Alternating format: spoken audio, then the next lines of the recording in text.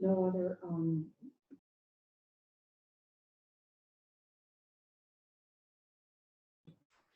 Good morning, everyone, or good afternoon, good evening. My name is Patrick Carolan. I'm the Executive Director of the Franciscan Action Network. I'm also one of the co-founders of the Global Catholic Climate Movement. And I want to take a few minutes just to welcome all of you to our first webinar on what is happening to our common home, Laudato Si. This week is the first one-year anniversary of the release of Laudato Si. We'll be doing, the Global Catholic Climate Movement is doing a series of webinars this week with some really interesting and good speakers from around the globe to really share about their experiences with Laudato Si and where we can go from here. We're actually the first, we initially had scheduled Cardinal Turskin to lead us off earlier this morning, but unfortunately he got called away to a meeting, and so we had to cancel his talk this morning. We'll be having that this afternoon instead. So those of you who had joined us earlier to hear Cardinal Turskin, he will be on later on this afternoon, I believe at 5 o'clock Rome time.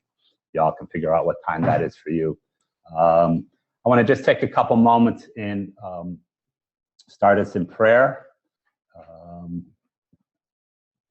And I'd like to just, first of all, ask that we can really clear our minds, clear our hearts, and have a moment of just private prayer for the victims in Orlando yesterday.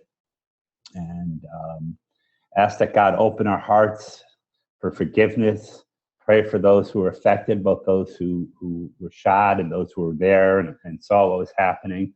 And also just pray for the end of hatred and violence. We, unfortunately, in the United States are seeing more and more of hatred, hate talk coming out. This is the political crazy season, and we're seeing candidates really preach hatred. And so we ask God to open their hearts and pray for them that they can be touched and feel God's love so they can end their preaching of hatred. And I want to start us off with just a brief meditation. This is from Henry Now. The spirit that Jesus gives us empowers us to speak. Often when we are expected to speak in front of people who intimidate us, we are nervous and self-conscious. But if we live in the spirit, we don't have to worry about what to say. We will find ourselves ready to speak when the need is there. When they take you before authorities, do not worry about how to defend yourself or what to say, because when the time comes, the Holy Spirit will teach you what you should be saying. We waste much of our time in anxious preparation. Let's claim the truth that the Spirit that Jesus gave us, will speak in us and speak convincingly. So I do want to reassure everybody, however, that I'm pretty confident that our panelists did waste a little bit of time in preparing for today's session. But we do spend a lot of time and not really trusting in the Lord as much as we should. I want to take a few minutes now to introduce our panelists, and then I'll introduce them first, and then they can each say about 5 minutes, talk about their work and their thoughts, and then we'll have time for questions, possibly answers too, but at least some questions. And so if the panelists, if you can go in the order that I introduce you. Our first panelist is Dr. Marcia McNutt. Dr. Marcia is a geophysicist and the editor-in-chief of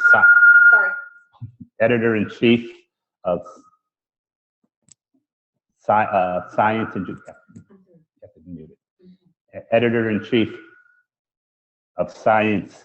Sorry, somebody else in my office is logging on to the webinar. We're getting feedback.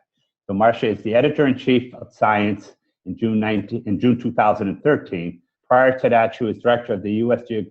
Geological Survey, which responded to number of major disasters during her tenure. For her work, she has been awarded numerous medals and she's been elected to become president of the National Academy of Sciences in 2016. Our second speaker will be Bishop Sánchez Sorondo. He's the Chancellor of the Pontifical Academies of Science and Social Sciences. He was born in Buenos Aires, was ordained a priest in 1968. He's been a lecturer and full professor of Lateran University in Rome, where he later became the Dean of Faculty of Philosophy. In 1998, he was appointed Chancellor of the Pontifical Academies of Science and Social Science by St. John Paul II. Our third speaker is Professor Ramanathan. Hopefully I got that correct. I was told just to call him Professor Ram. Professor Ram discovered the greenhouse effect of chlorofluorocarbons in 1975, along with numerous other discoveries. His current work is predominantly on ways to slow down climate change. His research has resulted in major policy actions by the United Nations, which named him the Champion of Earth in 2013. He advises world leaders, including Pope Francis, representing him in the 2015 Paris climate negotiations. And he is also a council member of the Pontifical Academy of Sciences. Our next speaker is Michel Roy. Michael is the Secretary General of Caritas International since 2011. Prior to this, he served as Director of International Advocacy at Caritas France. Since 1988, he has managed the international action of the organization, traveling around the world to support and advocate for the poor. Mr. Roy has spent many years developing grassroots networks around the world, advocating for the protection of human dignity. So we'll go ahead and start off with Dr. Marcia first. Yes, thank you so much, Patrick, for this very kind introduction. And I bring everyone here on this webinar greetings from Washington, D.C. I am, in terms of my training, an ocean scientist. And as an ocean scientist, I care very much not only about all of humanity, but especially about the fact that the reason why the Earth teems with life is because we are an ocean planet. And therefore, we must really care about the oceans if we want the Earth to continue to support life of humans and all the other life on this planet, which makes us a living planet. Now, the Pope, in his encyclical on climate change, made the very important point that we must take care of our home if our home is going to take care of us. And recently, I got an email from a colleague who was asking me, why is it that I personally was investing so much of my energy into concern about climate change when he felt that the concerns about nuclear arms was still something that we needed to be putting a lot of effort into, that there were nations that had nuclear stockpiles in the hands of unstable leaders that we needed to be concerned about. And here's how I responded.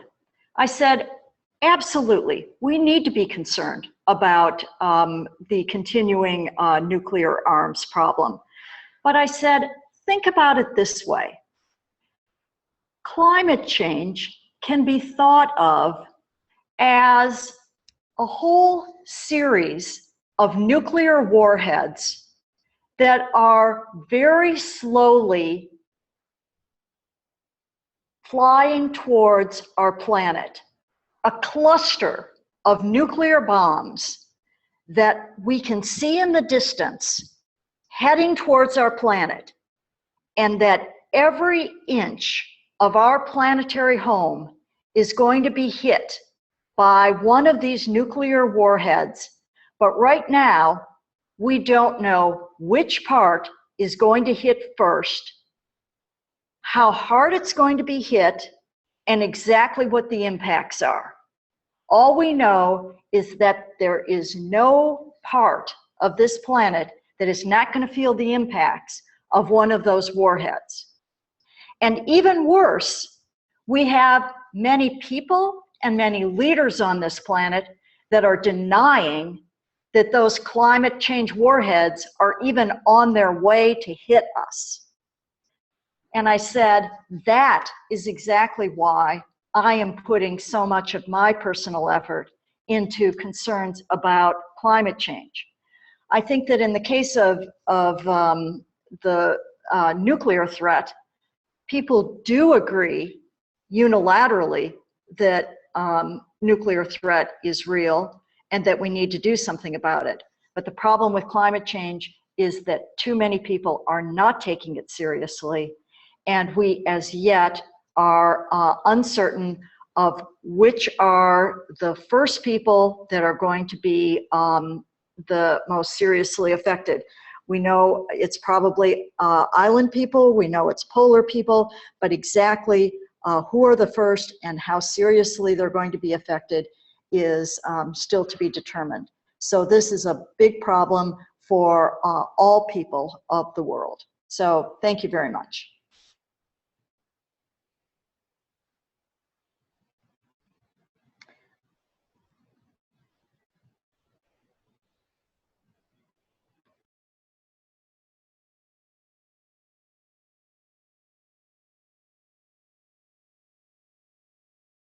Thank you, Marcia, very much. I'm sorry, my system wasn't quite working. I want to remind people, if you do have questions, we'll take questions at the end, but you have to go into the Q&A at the bottom of your screen, type in your question. We'll try to get through as many of them as we can. Try to make your questions more generic rather than to specific panelists, so we can ask each panelist to respond to them. And now we'll go to Bishop Sanchez.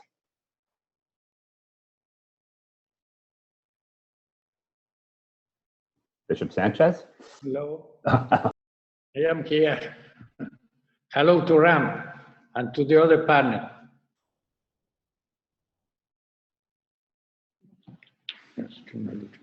You heard me?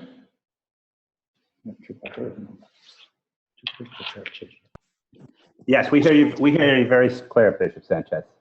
Thank you. Okay. I can start. Yes, go right ahead. You're on. It's all yours. I think that what we can put this question to understand what is the new in Laudato Si in relation with the normal magisterium of the popes. I think that Pope Francis insert this new concept of integral ecology into the social thoughts of the Church, together with the dignity, freedom, fraternity, solidarity, universal destination of goods. That is to say that the Laudato Si put together in a sort of the new balance, the ecology, the social justice, and the spiritual responsibility about our common house.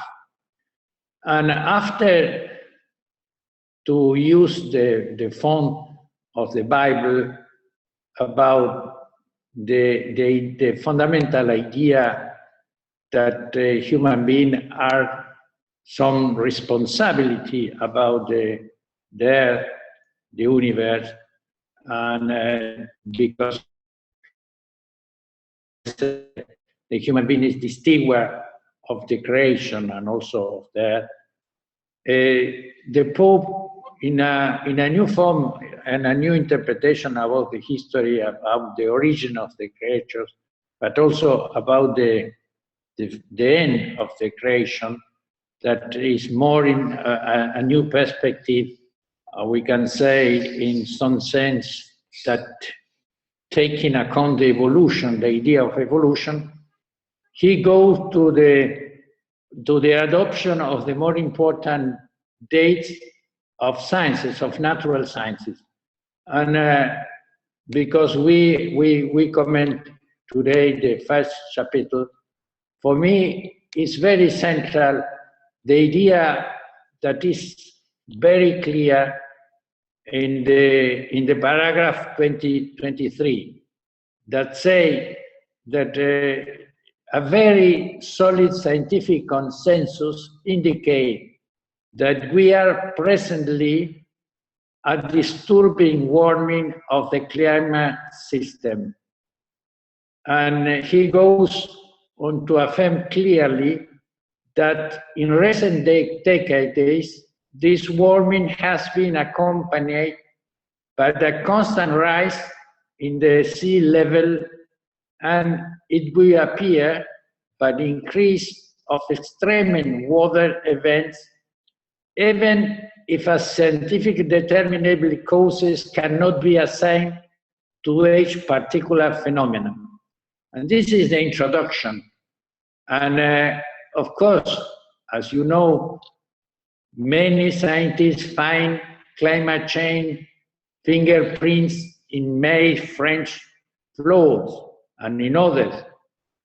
And the Pope said, in the crucial point for me, and I quoted, there are other factors such as volcanic activity, variation in the Earth orbit, an axis, the solar cycle, that coincide with the global warming. But, he said, energically and in a very clear form, and I quoted, a number of scientific studies indicate that the most global warming in recent decades is due to the great concentration of greenhouse gases, carbon dioxide, methane, nitrogen, oxides, and others, released mainly as a result of the human activity.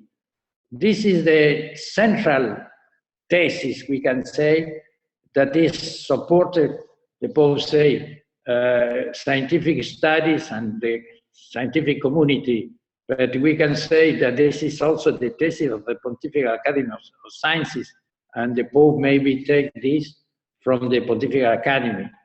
And in this case, one of the people to sustain and defend this thesis is Ram, that maybe he can speak more. But look, for me this is very important, because if the Pope adopted the idea of the scientific community, the majority, today become, especially for the Christian, for the Catholics, part of the magisterium of the Pope. We say ordinary magisterium is not an opinion for the Pope. And I put the comparison, like the Pope many times takes theses from the philosophy, for example, that God is one in nature and three in persons. This is not in the gospel directly, it's a reflection, the consequence, of course, is in the gospel, the substance, but the terminology comes from the philosophy. And in the same way, the Pope in this case, adopted the thesis of the natural sciences, and today is a doctrine of the Pope. This is very important, especially for the Catholics, if they want to follow the ideas of the Pope. And of course, the great news is that each time the human activity has some kind of influence in the climate. But today, the activity is not only some kind of influence, but the activity has some kind of determination of the climate change. And this determination that we say climate change, in reality is the word global warming. And that is to say, you know, the thesis in the Academy is we can speak today on an age of anthropic age, because for the first time in the history, the human activity that use fossil material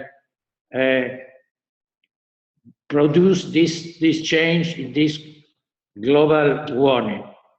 And this is the first thesis we can say that the Pope take from the natural sciences. But the second one that take more from the social sciences is that the consequence of the global warming are especially for the poor people. The people to suffer the consequence are especially the poor people that are not prepared to this global warming, and also in the rich countries, but also in the poor countries. And this is really a terrible consequence, because the first consequence is that the global warming produce the growth of the poverty, and the poverty and the climate change produce the migrations, and migrations like the war produce the situation of the population and are in the condition to be slaves in the extreme forms of forced labor, prostitution, and traffic organs, and organized crime, and all these things that really today in some estimation arrive to have 45 million of persons to suffer the consequence, the extreme consequence of this. I think this is the more important part of the first chapter. Thank you.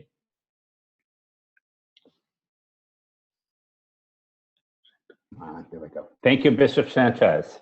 And now we'll hear from Professor Ram. Thank you very much. Good morning. This is the first year anniversary of Laudato Si.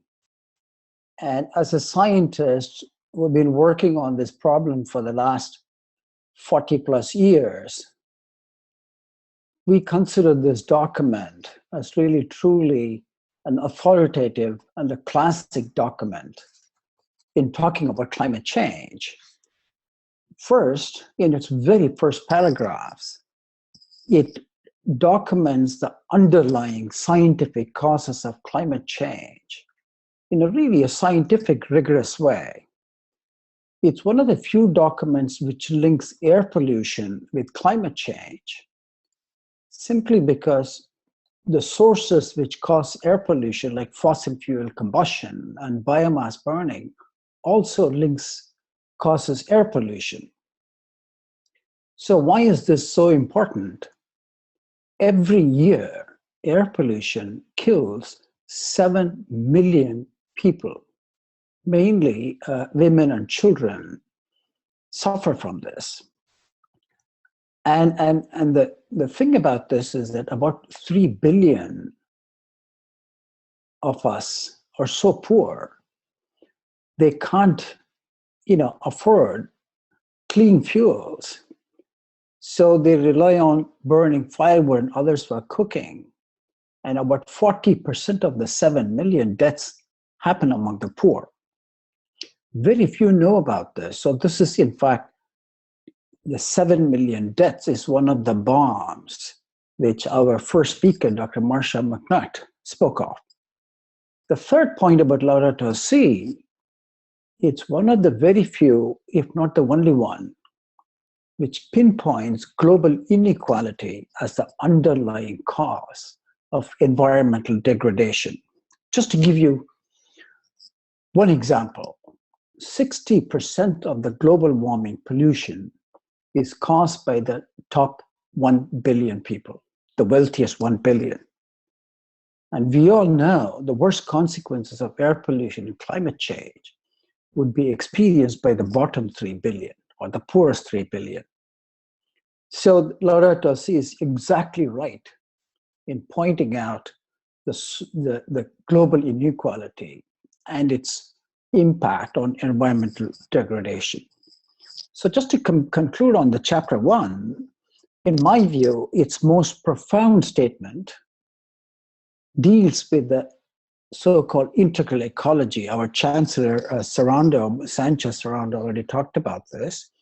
Let me just quote from this. I quote, "We have to realize true ecological approach always becomes a social approach. So as we hear both the cry of the earth and the cry of the poor."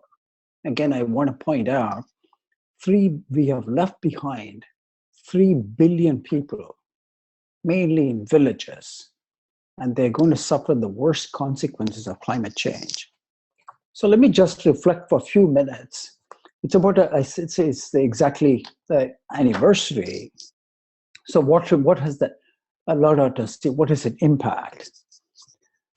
The so-called cry of the earth and the cry of the poor was heard loudly at the November 15th Paris summit, thanks to the Holy See delegation led by Cardinal Turkson and Cardinal Paulin. And I was honored to be part of this delegation, so I'm speaking with, as a personal witness. I witnessed how several tens of nations approached the Holy See for help, and how they came to the Holy See delegation to have a major influence in making sure the vulnerable were not forgotten in the agreement. It talks about the vulnerable in the Paris Agreement. I want to conclude with one thought, which is what is the role of the Catholic religion and religions in general in this problem? Because we have delayed action for decades, scientists, we have talked about this since 50 years. The climate problem had become a huge moral and ethical problem because it affects 3 billion innocent bystanders. These are the poorest of the bottom 3 billion. And it's going to affect even worse, tens of billions who are yet to be born during the coming centuries. So this was, in fact, one of the conclusion of the Pontifical Academy of Sciences. Religious institutions can play a major role in this moral space, provided they can come together and educate people of various faiths. And the encyclical eminently recognized the need for this interfaith dialogue, which I believe is going to happen in the subsequent webinars of the series. So it concludes at the very end, this is the last paragraph, with a prayer. And it says, quote, "We can share with all who believe in a God." This is addressing all religions. And I want to quote 2 sentences for this prayer, which is the last part of this encyclical. "For the poorest 3 billion, it pleads," now I quote, "O God of the poor, help us to rescue the abandoned and forgotten." And then it addresses the top 1 billion, in which it prays, now I quote, "Touch the hearts of those who look only for gain," unquote. Thank you. Thank you very much, Dr. Ram. And before we go to Michael Roy, I just also want to, again, remind people, if you do have a question, please type it in the bottom of your screen should be a Q&A. And also, Dr. Ram talked a little bit about the Global South and the Global North.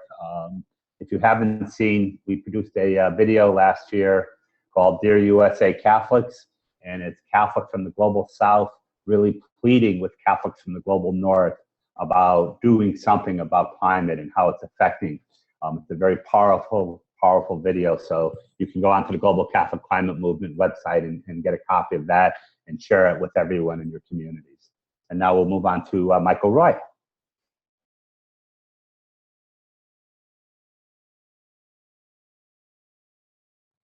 Are you there, Michael? You have to unmute yourself. Do I have to do anything now? Or yeah, you have to talk. You just have to talk, Michael. That's all. That's all. Okay. So because I see you only, okay. I don't know if I am on board. So good afternoon, everyone. I am in Rome, so we are in the afternoon here. I'm happy to be with you. The 3 first speakers are more scientists. I am more of an observer, being the Secretary General of Caritas Internationalis and a global animator. And so my reflection was about what is happening to our common home 1 year after the publication of the encyclical letter. I think we can say that not much has concretely changed in this 1 year.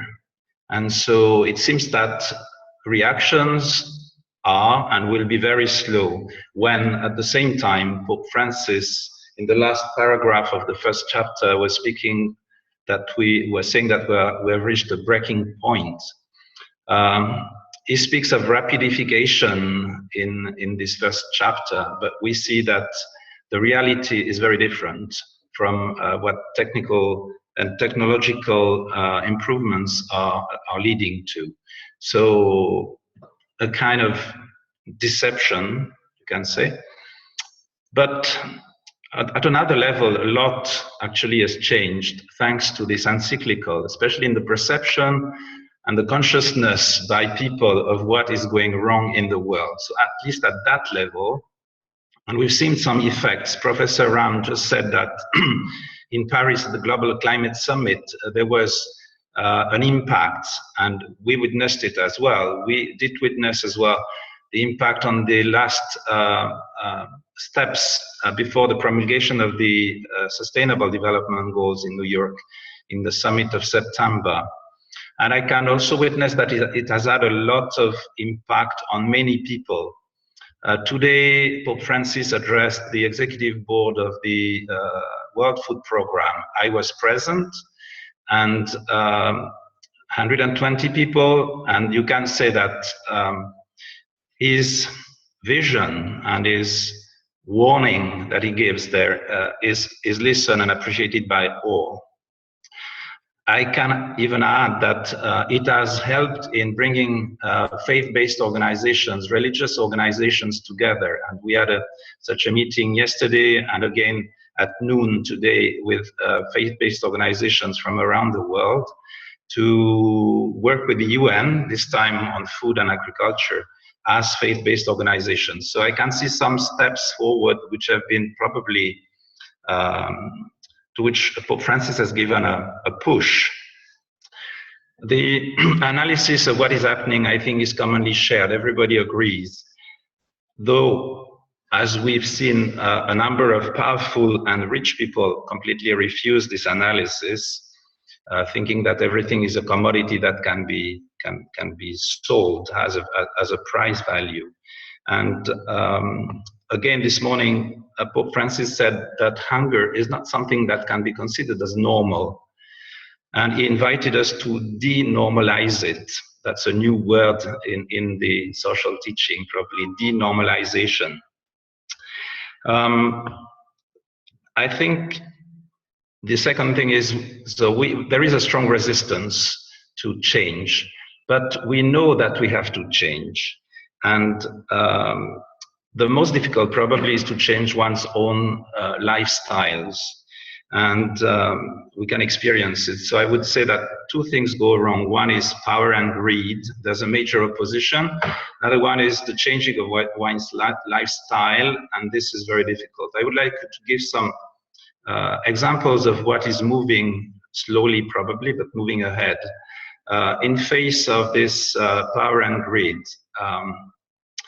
the lack of global governance that could take political initiative in front of the global multinational companies is really lacking. There is a consciousness that the UN probably are the best organization that can assume this type of governance, but it has to be reformed. So work is going on there. We're going to change Secretary General at the UN. There is a parallel reflection on how to reform the UN globally. The second thing, at the initiative of the Pontifical Council, Justice and Peace, meetings with multinational mining companies, CEOs have taken place among themselves, but also with people from the communities that are impacted by their action. And there is also a growing consciousness that probably this is not the best way to move forward, mining without any social or environmental responsibility. A third thing of concern is what is called by Pope Francis the ecological debt, which, and Marcelo Sánchez Sorondo referred to that. It's a huge debt, but those who are responsible for it do not want to pay for it. So a lot has to be done. On changing one's lifestyle, I would like to give an example which I got last week. I was in Bangkok. I heard from colleagues from the Philippines. In the Surigao diocese on Mindanao, they have constituted a diocesan office for the care of the environment, and a number of initiatives are being taken. Just give one, at St. Paul's University in Surigao, they have established a daily Earth Hour, during which they cut the electricity, they pray, and there is a growing consciousness that we have to change our lifestyle. And that goes from the children or the youth to their families, their parents, to their parishes. And there's a movement that has been created which may bring fruit. I will end now on these two things. Caritas Internationalis last year, just before the encyclical was published, adopted a strategic framework called One Human Family Caring for Creation. And of course, this encyclical has been received with open arms, and everybody in the family, in the Caritas family, is working on this to make a real change, even if it's difficult. Thank you. Thank you very much, Michael, and thank you all of the panelists. We're going to start with some questions and possibly answers. And what I'm going to do is, we have a number of questions that are on similar topics. So rather than reading each question, I'm just going to kind of group the questions and ask the panelists to reflect on that and the thoughts. And so maybe if the panelists could all unmute themselves so that we don't have to keep unmuting and muting. Let me start off with a quick question. I believe, and I've shared this with people in all the talks that I give, that Laudato Si is the most important document written in our lifetime. And I fear that it could end up like a lot of other documents that are written and sitting on the shelf in some theologian's office and just being, you know, pulled out every once in a while at universities for theologians to debate what this word or that word means. We are in the middle of crazy season here in the United States with the political elections. We have one candidate who's running for president who is a climate denier, and I've read articles by Catholic priests and even Catholic bishops who have said it's okay to vote for this candidate. In fact, urge people to vote for a candidate who's a climate denier because they're opposed to abortion. So how do we actually get Laudato Si to be more than just a document that sits in a theologian's office and is pulled out every once in a while to discuss? And a term I like to use all the time in my work as an activist is, how do we actually use Laudato Si to get people out of the pews and into the streets? And so I'd ask you all to sort of comment briefly on that. Whoever wants to. Michael, you want to go first? Michael, you want to go first? I did not hear you well. Your voice okay. is flowing. Okay. So my question is, as I mentioned, Laudato Si is, I believe, the most important document that has been written in our lifetime. We use the term in the United States. How do we get people to actually use Laudato Si to change their lifestyles? How do we get people out of the pews and into the streets? How do we use Laudato Si to call people to action? Okay, the experience of what I've seen is that a lot of educational. Do you hear me? Yeah? Yes. A lot. You have me here. It's being cut on my screen. Do you hear me? I can see you. Yeah, I hear you and see you. So go ahead. Yes, something is wrong with my computer. Probably, I don't know. A lot of educational materials have been prepared at all levels, and not only by academics, but also by the people themselves, so by animators at the grassroots, so that everybody will engage. And the issue now is to use this and to lead by example, always about changing one's lifestyle.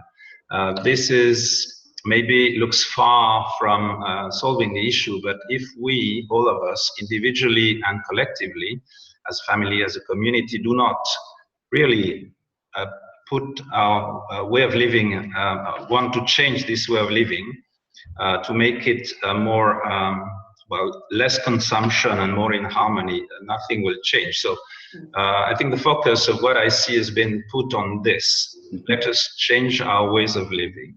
As for the challenging the big, the powerful and the greedy, if we can call them this, looks to be very difficult. I think the lack of global governance that can tell them stop, change, moving out of fossil fuels, for instance, is not really on the page, even if the Paris Climate Summit invited to that. But I don't see that this is going to happen. So maybe more advocacy, stronger advocacy, this interfaith movement to which we are invited, not only by Pope Francis, but by the UN today very clearly, can play a role as well, bring more spirituality in development and transforming the development paradigm that we've had up to now with something else. But I'm still hesitating. Thank you, Michael. Bishop Sanchez, do you want to comment on that? Unmute. Bishop Sanchez? Okay. I think that there is not too much time to have a sort of measure of the consequence of the document. But really, I think that we have a first important influence and consequence. That is, together we can say that we have a sort of synergy between the ideas of the Pope, the magisterium of the Pope, very new magisterium about the earth, and the United Nations, because in the new objective of the develop, we say, and we can say different motivations, but in the end arrive to similar conclusions. That is to say that one of the more important things that we need to act, to do, is the sustainable development and about all the things that we have in there.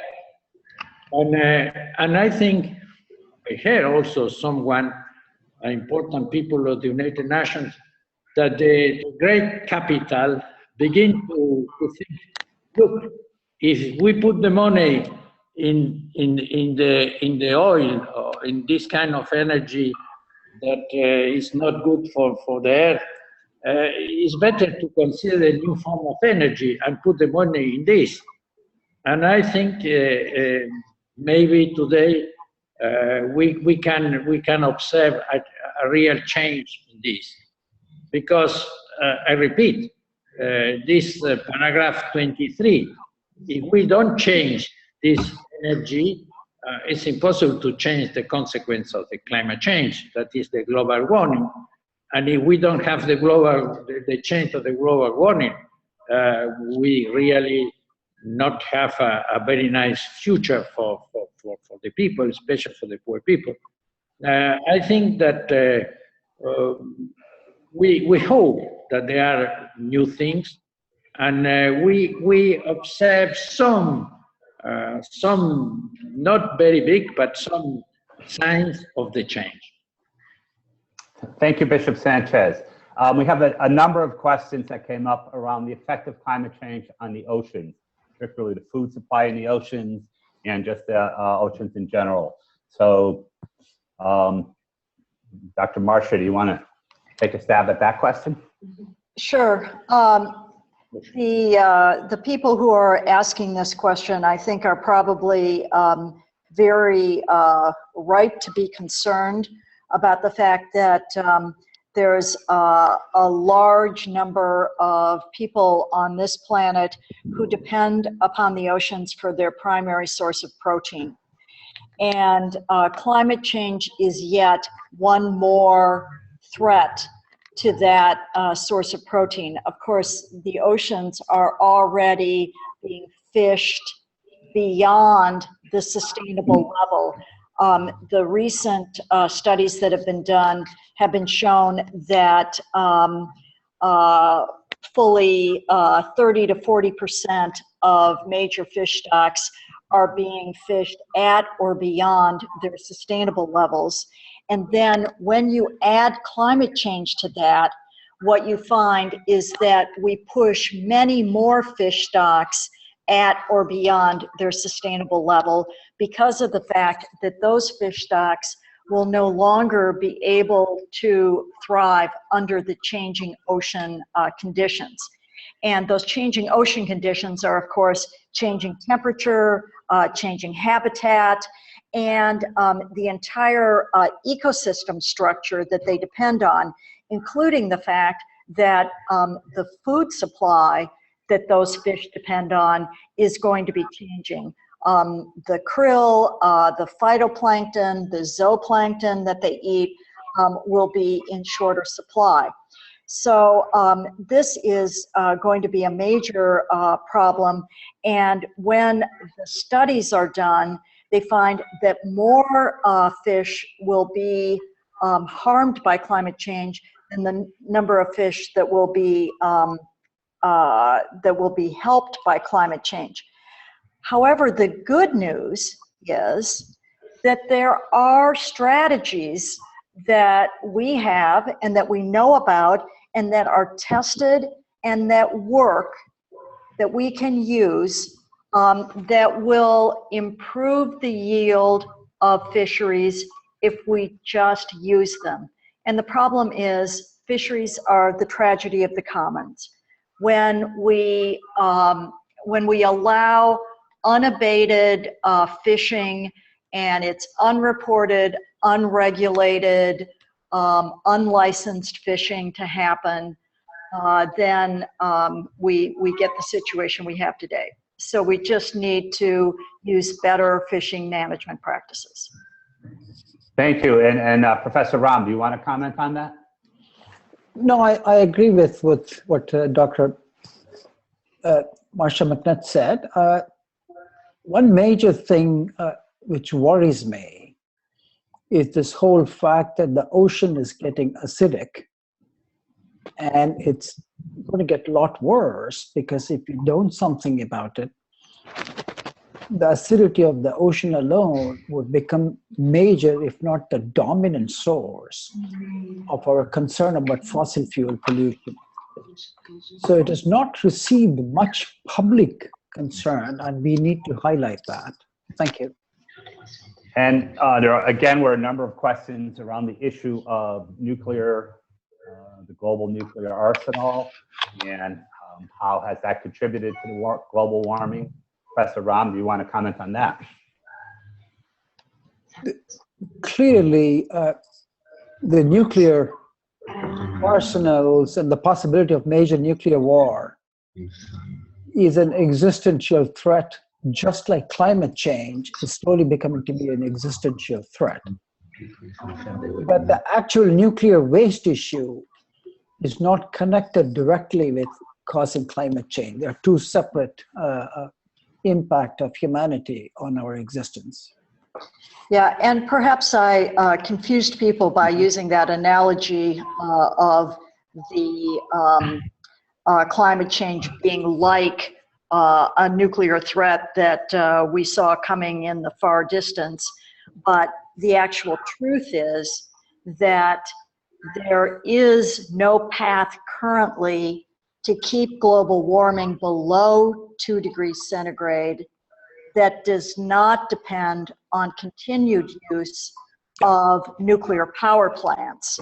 So that this is one topic which actually has divided the environmental community, because there are many in the environmental community that have concerns about continued use of nuclear power because of concerns about safety and concerns about safe storage of spent nuclear fuel. But on the other hand, many who are concerned about global warming believe that we must continue to use nuclear power plants because of the fact that they are a very plentiful source of energy that does not produce greenhouse gases. Great, thank you. Can I say Yeah, go right ahead, Bishop Sanchez, sorry. Thank you. I want to say that you know that St. Augustine, when he speaks about the miracle, he say that the more important miracle that gives to the people and to all things is the being and the conservation of the things. And this was a great discussion. But today, really, when we know this distribution of the bombs, atomic bombs, really, I consider, and it was the conclusion of one of our meetings here in the Academy about the nuclear war,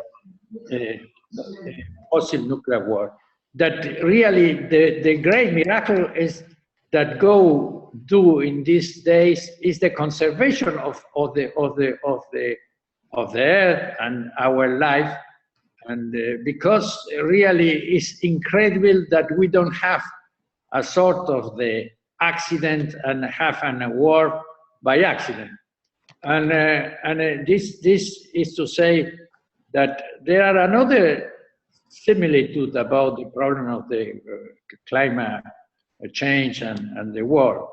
And this is that both for the Academy and for the Pope Francis are immoral. That is to say, today, they continue to use this fossil energy is immoral. And it's immoral also not have the disarmament of both sides. Thank you. Thank you. And I want to move on to a different topic where we have a number of questions about, and that's the issue of inequality, income inequality, and consumerism. As I said, there were a number of questions. Let me just quote one question. It said, "Humans continue to worship and pay homage at the altar of trade profits. It will continue to make a large contribution to climate change." So if you could each comment on the whole issue of inequality, income inequality, consumerism, and the role that plays toward climate change. And Bishop Sanchez, do you want to go first?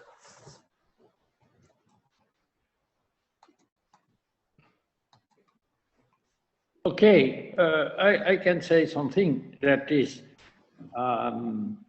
of course, the encyclical speak about the sobriety in the life that is indicated in the Christian life, some kind of sobriety, and but this is for the individual people, but for the system of nations, I think that the consumism is in the use of this kind of energy. Because as maybe you say, and was published in many newspapers, I remember The Guardian, that the energy, the justification that have the people to use this is oil energy and carbon energy is because it's the more cheaper. But in reality, it's not this, because it's one of the more subsidized by the state, and it's very, very high, the price of this. For this reason, I think that the best solution is to have a new form of energy and to have more investigation about the new form of energy, renew energy, and I think this is the best solution, because the difference is made exactly for the people to have this, conserve this energy, and the other people that not can have this. Thank you. Michael, do you want to comment on that? I agree. It's not going to be so easy to go out of fossil fuels, but we know that we have to, and we have to quickly. I think there is quite an investment in renewables in a number of countries, and this has to be encouraged. But for this to really be a success, we should mobilize the oil and gas companies to invest into renewables. Their future is there, is not more with gas and oil. And I'm not sure this, I know the French company Total, they speak a lot about it, but when you look at their business plan, you don't see that this is really happening. It has to happen very quickly. There is, I think, again, everyone has to engage in his own way, and a building like ours, any building, we could have energy consumption audits and try to reduce consumption. We should cut the lights when we don't need them at home, everywhere. We should cut water when we take a shower, not take the shower with water running through. So there are a number of habits that we have to change. And one big habit which would be useful would be to stop eating meat when we know that cattle raising produces a lot of gases, but it also consumes a lot of grain, which would be useful to feed people by other ways. So I think we really have to rethink and live a different way of life. Thank you. And the Global Catholic Climate Movement has started having and thinking about doing a whole campaign to go back to meatless Fridays. Because if we all gave up meat one day a week, it would have a dramatic effect on climate. Yes. Mm-hmm. So keep that in mind, give up meat. And I'm a vegetarian, so it'll be easy for me to give up meat on Fridays. And one thing I wanted to add too is that the real low-hanging fruit here is simply to, in places where new energy infrastructure is coming on, is to leapfrog technologies. There's really so much to be gained by not going the path that the developed world has done with putting in fossil fuel plants that will have a 30-year lifetime, but instead going directly to renewables because it will be, you can forego so much emissions by simply doing that. Thank you. And go ahead, I'm sorry. Just a brief point to follow up on what Dr. Marcia McNutt said. The poorest 3 billion, they're concentrated mainly in tropical countries. There is abundance of sunlight. And so it is eminently possible to provide solar energy to the poorest 3 billion, both for cooking, lighting, and basic needs. And the cost of that has been estimated by Internal Energy Agency. And if that cost was distributed just amongst the top 1 billion, it's about $150 a person. That's all it takes to provide the energy needs for the poorest 3 billion of the planet. Thank you. Thank you. We have time for just a few more. We have a few more minutes. So I want to group another kind of group of questions. There's a lot of questions about, again, how do we reach Catholics in the pews? And as one person said, there seems to be a vast organizational disconnect between the Pope and the local level of the church. If they never hear about Laudato Si from the pulpits, and from many pulpits are silent on the issue. So, and then again, somebody wanted to know about that people don't identify Catholic with ecologically consciousness, and a number of questions around the issue of abortion and climate change, and why the church puts all their emphasis on abortion and doesn't seem to be putting it on climate change. You may not think that's a fair statement, but that's what I hear from people in the pews too when I give talks around the country. So if you all could just briefly comment on that kind of, how do we get what the Pope's powerful message is actually to the people in the pews? And also a question came up on, is there a disconnect? Is there a difference between people in the global south versus people in the global north on this issue? Do people in the global south have a much better understanding and acceptance of climate as being real, climate change as being real, and climate justice versus people in the global north? So if y'all could, and whoever wants to go first, Professor Ram, you want to go first? Yeah, I'll address the global north versus south. First is the poor are everywhere, including in the US. The California drought of the last 5 years affected the farm workers severely. They lost their jobs. But you're right, they're concentrated in the South. And I have spent time in villages. They understand climate change. They don't need to be convinced. So our question is, their role in the climate change is so minimal. So how do we help them cope with the climate change unleashed by our unsustainable consumption? And I think that's the key issue I feel the follow-up to the Paris Agreement should take up. And the Laudato Si sets the stage for addressing this, highlighting it, talking about how to help them. And one last point I want to make here is that we talk about how do we take this message to the Catholics and the individual church. One thing we need to understand is the Laudato Si is a brilliant synthesis of science, policy, and religion. And it is backed by the Pontifical Academy of Sciences, both natural and social sciences. Our Chancellor, Sorondo, is the Chancellor of that. The membership of that academy contains 1/3 of Nobel laureates, many Nobel laureate economists. We all, in fact, convened a meeting in May 2014. Dr. Marcia McNutt was there.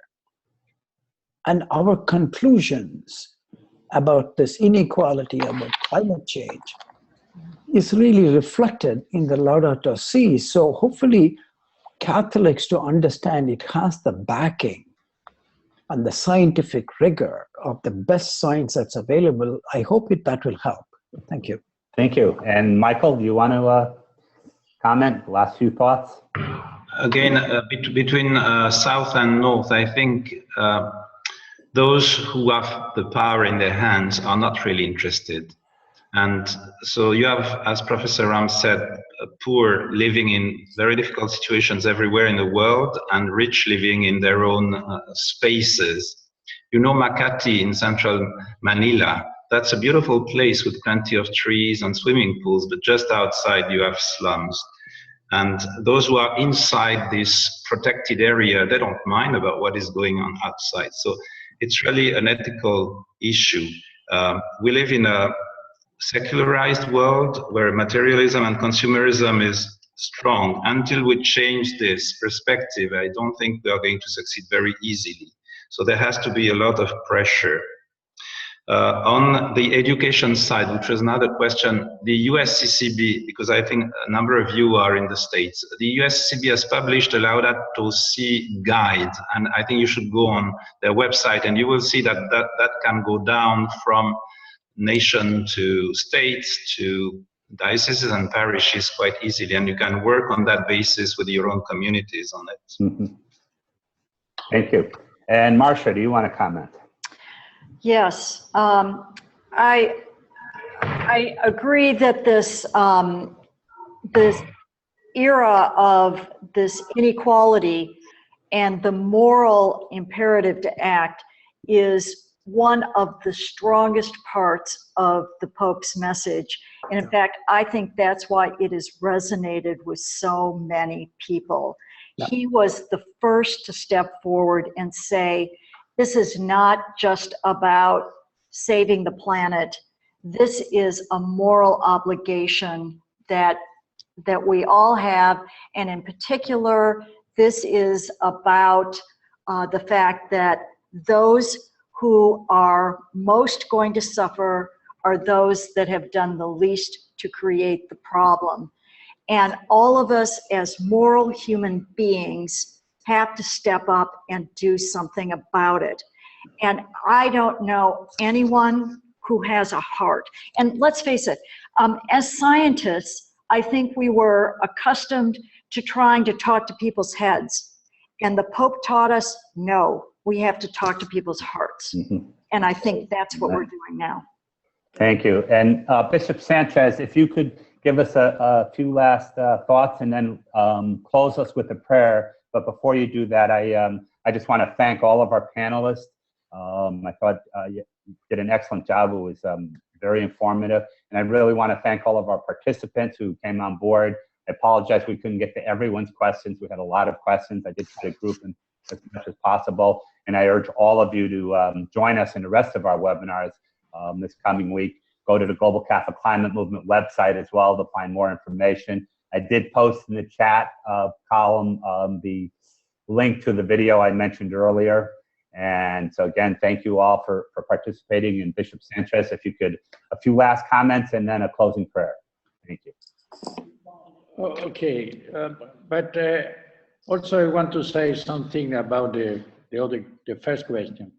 I think that, as say Michel, the North, not the North, because we can say the people to have the production of this energy that is based in the economy of the oil, and especially, don't want to have, because the lobbies, we know that the lobbies are very powerful, and many of them are Catholics, and they don't want to understand, not because don't understand. When we are in Paris for the COP21, was published also in The Guardian, and very incredible information that many scientists are paid by the lobbies of oil to say the contrary of the community of the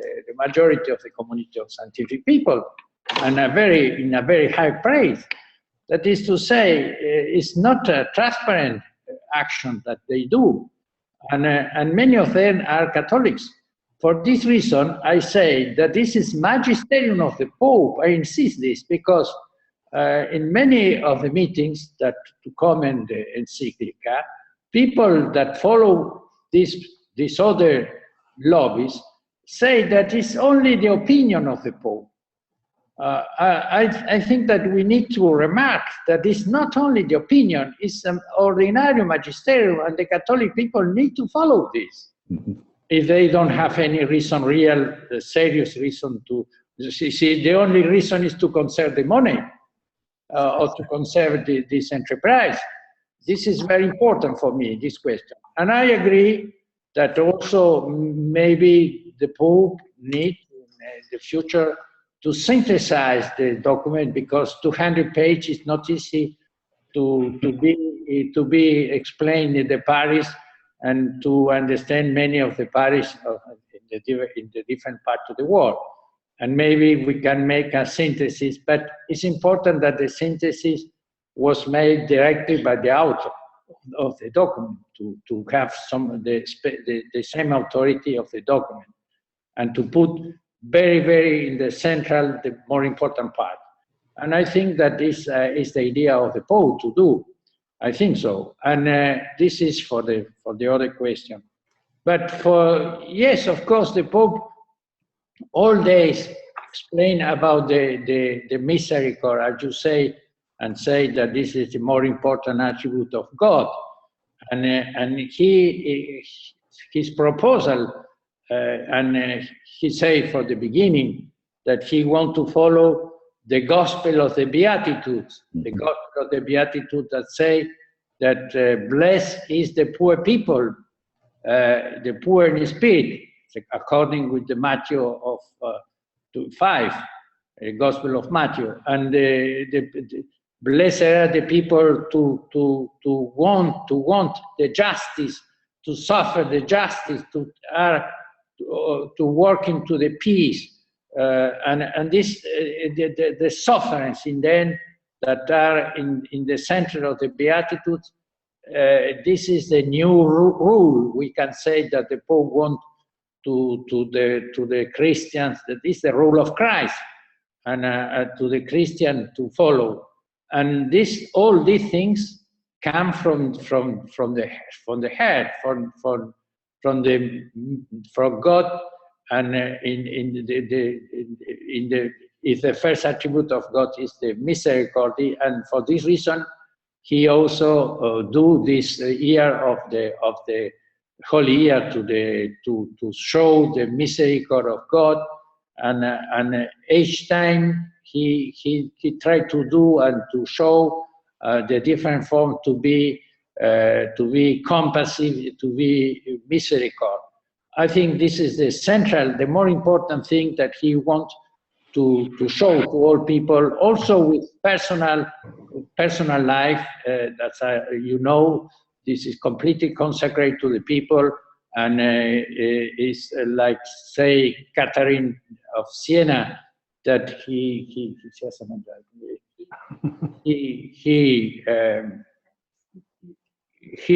is like he wanted the people eat him in metaphorical sense, but it's like the Eucharisty, we can say. And this is the form also of the misericordia. I think this is the real more important idea of this book. Thank you. Thank you. And if you could lead us in a closing prayer, Bishop Sanchez. If you could lead us in a closing prayer. Yes, thank you. Sorry? Can you lead us in a closing prayer? Okay.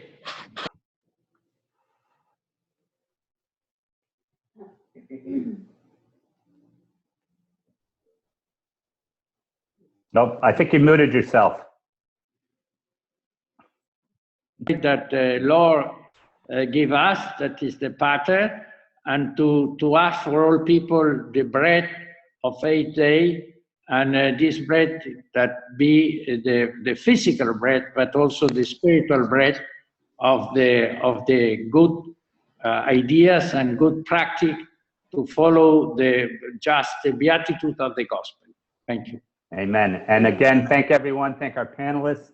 And if you go to laudatosiweek.org, you can get more information. And if you also tune in at 11 o'clock New York time, you can hear Cardinal Turskin. Thank you all, and have a wonderful, wonderful day. Peace. Thank you.